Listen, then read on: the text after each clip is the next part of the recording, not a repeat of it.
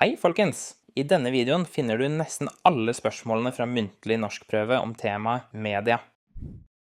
Bør mediene skrive og snakke om privatlivet til politikere, eller bør det være en grense for hva som kan offentliggjøres? Mediene har en viktig rolle i å informere offentligheten, men de bør også vise respekt for politikernes privatliv. Det er essensielt at fokuset holdes på deres politiske arbeid og beslutninger. Samtidig kan enkelte aspekter av privatlivet være relevante dersom de direkte påvirker deres yrkesutøvelse. Derfor bør man skille mellom informasjon som er av allmenn interesse, og det som er rent privat. Etiske retningslinjer kan hjelpe med å fastsette klare grenser for hva som bør offentliggjøres. Dette beskytter både politikernes personvern og medienes troverdighet. En balansert tilnærming er nødvendig for å unngå sensasjonalisme. Et ansvarlig mediearbeid gagner demokratiet og opprettholder tilliten hos befolkningen. Til slutt er det viktig å verdsette både ytringsfrihet og personvern. Bør det være en aldersgrense for bruk av sosiale medier? Hvorfor? Hvorfor ikke?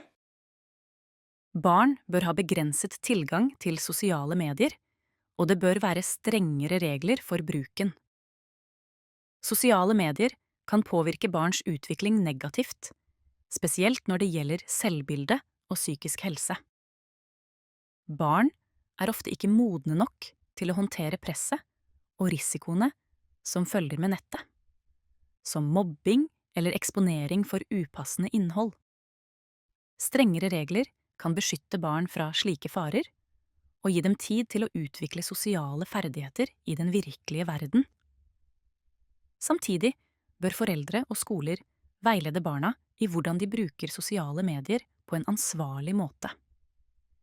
Det er viktig at barn lærer om personvern og hvordan de kan beskytte seg selv på nettet. Kan alle bli kjent og få venner gjennom sosiale medier, eller er personlig kontakt viktigere? Sosiale medier kan hjelpe folk med å bli kjent og få venner, men personlig kontakt er fortsatt viktigere. På nettet kan det være lettere å komme i kontakt med andre, spesielt hvis man har felles interesser. Likevel gir personlig kontakt en dypere og mer ekte forbindelse. Å møte mennesker ansikt til ansikt gjør at vi kan forstå kroppsspråk, følelser og bygge sterkere relasjoner. Sosiale medier kan være et supplement, men det er vanskelig å erstatte den nærheten og tilliten som skapes gjennom fysisk samvær. Derfor bør vi ikke stole utelukkende på sosiale medier for å danne ekte vennskap.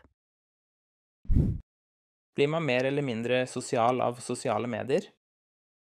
Sosiale medier kan både gjøre oss mer og mindre sosiale i det virkelige liv. På den ene siden gir de oss mulighet til å holde kontakten med venner og familie, uavhengig av avstand. Vi kan dele opplevelser og informasjon raskt. På den andre siden kan sosiale medier føre til at vi bruker mindre tid på ansikt-til-ansikt-interaksjoner. Mange velger å chatte på nettet i stedet for å møte folk personlig. Dette kan føre til at vi mister viktige sosiale ferdigheter og følelsen av ekte tilknytning. Det er også lett å bli distrahert av telefonen og dermed ignorere folk rundt oss. Derfor er det viktig å bruke sosiale medier med måte og prioritere tid med mennesker i virkeligheten. Er det bra å dele personlig informasjon på nettet? Det er viktig å være forsiktig med å dele personlig informasjon på nettet. På den ene siden kan det være praktisk å dele informasjon, for eksempel for å holde kontakt med venner eller delta i forskjellige nettverk. Men på den andre siden kan for mye deling føre til risiko for personvern, som for eksempel identitetstyveri eller uønsket oppmerksomhet. Det er også lett å miste kontroll over hva som blir delt, og hvem som kan se det.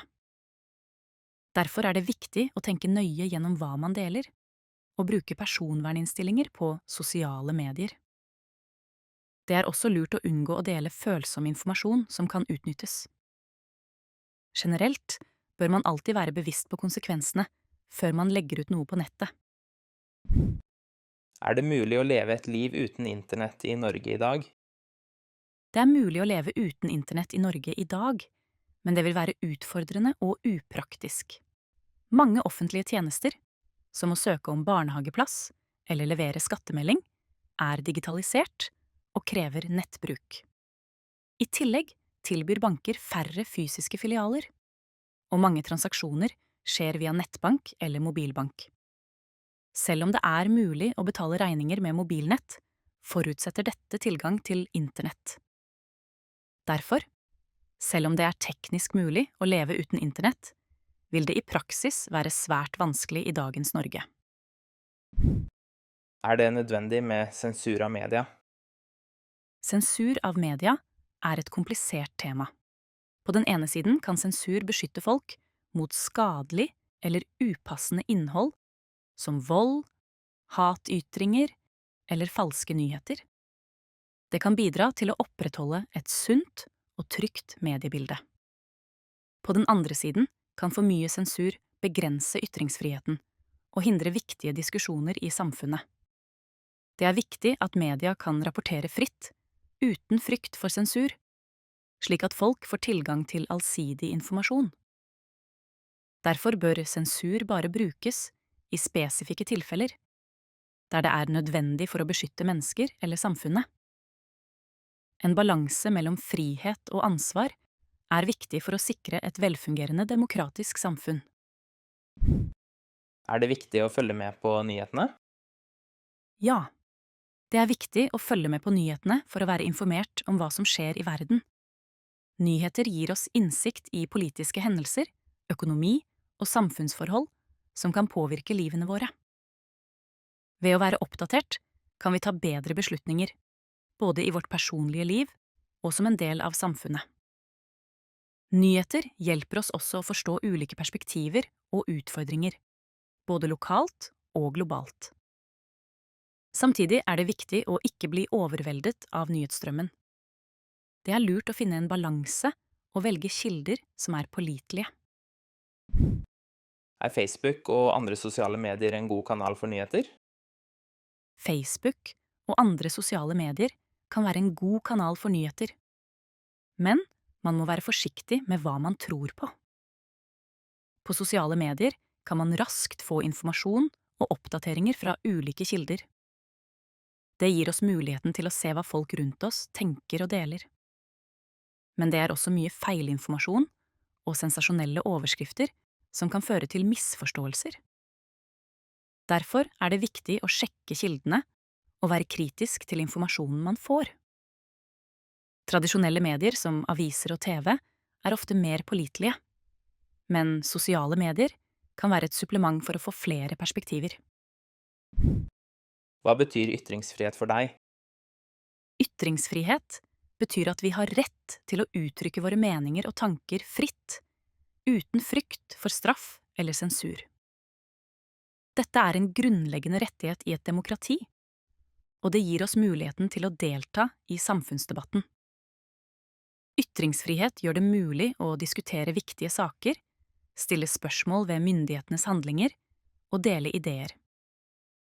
Samtidig innebærer det et ansvar, da vi også må respektere andres rett til å ytre seg. Det er viktig å bruke denne friheten på en måte som ikke skader eller krenker andre. Ytringsfrihet er altså både en rett og et ansvar for å bidra til et åpent og demokratisk samfunn. Hva bruker du internett til? Jeg bruker internett til mange forskjellige ting. Først og fremst bruker jeg det for å holde kontakten med venner og familie, enten gjennom sosiale medier eller meldinger. Jeg bruker også internett til å søke etter informasjon, for eksempel nyheter, oppskrifter eller fakta til skolearbeid. I tillegg bruker jeg nettet til å handle varer, betale regninger og gjøre banktransaksjoner. Jeg ser filmer og serier på strømmetjenester, og hører på musikk. Dessuten bruker jeg internett til å lære nye ting, som for eksempel språk eller ferdigheter. Det er en viktig del av hverdagen min, for både arbeid og fritid. Hva bør det være forbudt å skrive på nett? Det bør være forbudt å skrive hatefulle ytringer på nettet, som rasistiske kommentarer, trusler eller diskriminerende språk. Slike ytringer kan skade mennesker og skape et dårlig samfunnsklima.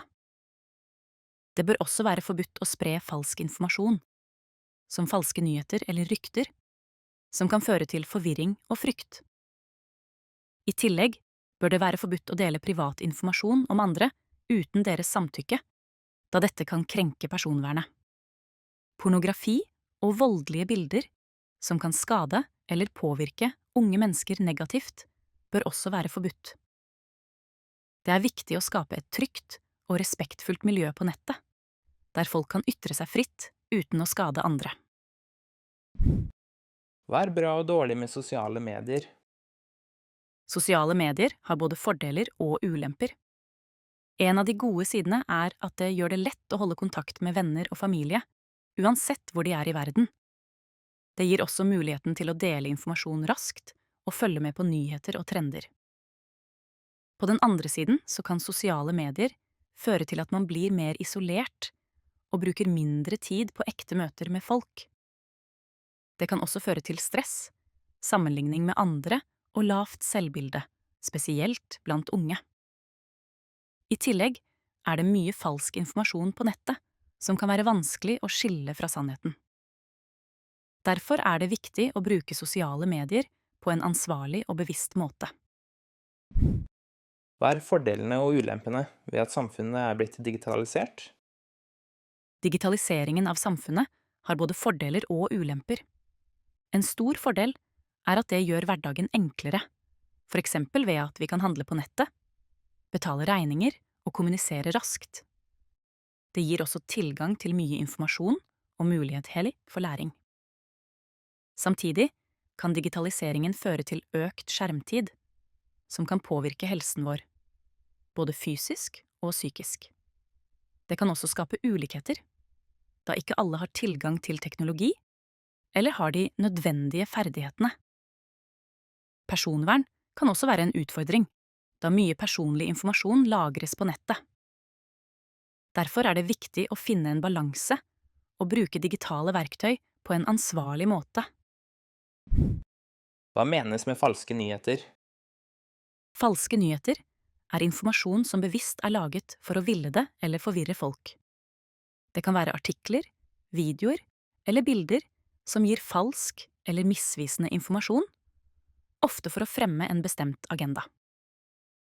Falske nyheter kan spre seg raskt på internett og sosiale medier, og kan få folk til å tro på ting som ikke er sanne. Dette kan føre til forvirring, frykt eller til og med skade for samfunnet. Det er viktig å være kritisk til informasjon man ser på nettet, og sjekke kildene før man tror på det. For å unngå å bli lurt, bør man være oppmerksom på hvordan nyhetene blir presentert, og om de kommer fra pålitelige kilder. Hvilke kilder bruker du til informasjon om hva som skjer i samfunnet? Jeg bruker flere kilder for å få informasjon om hva som skjer i samfunnet. Jeg leser nyheter fra både tradisjonelle medier, som aviser og TV, for eksempel NRK og VG.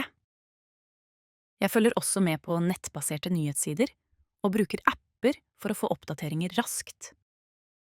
Sosiale medier, som Facebook og Twitter, gir meg tilgang til hva folk deler og diskuterer, men jeg prøver alltid å sjekke informasjonen fra flere kilder for å unngå falske nyheter. I tillegg er det nyttig å høre på podcaster og se dokumentarer som gir dypere innsikt i spesifikke temaer. Jeg prøver å være kritisk og vurdere kildenes troverdighet før jeg stoler på informasjonen. Hvilke sosiale medier bruker du?